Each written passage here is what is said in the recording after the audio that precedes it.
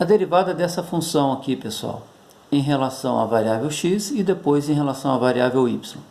Então vamos lá, derivada parcial da função em relação à variável x. Então aonde tiver o x a gente deriva, e o y é uma constante. Só que olha só, perceba que agora esse y está sendo multiplicado ao x. Tá? Então vamos considerar apenas a derivada do x quadrado. Qual a derivada de x quadrado? A derivada do x quadrado vem o 2 lá para frente e subtrai 1 da potência. Então daria 2x. 2x multiplicando por 7 daria 14x. E esse y ao cubo que está sendo multiplicado, você também traz ele aqui, ó. Tá? Agora, a derivada dessa função aqui, desse termo. Então o 2 vem para frente, 2 vezes 5, 10.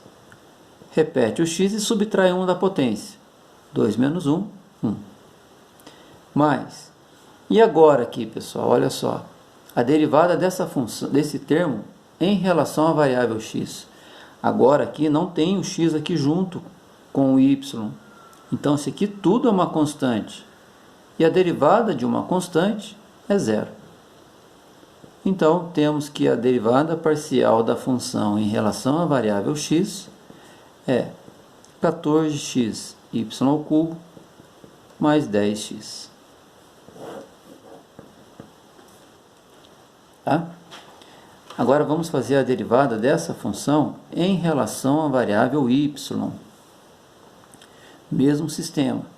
O y a gente vai derivar e o x agora é constante. Mas como aqui está sendo multiplicado, a gente deriva o y e o resultado depois a gente transcreve o x quadrado também.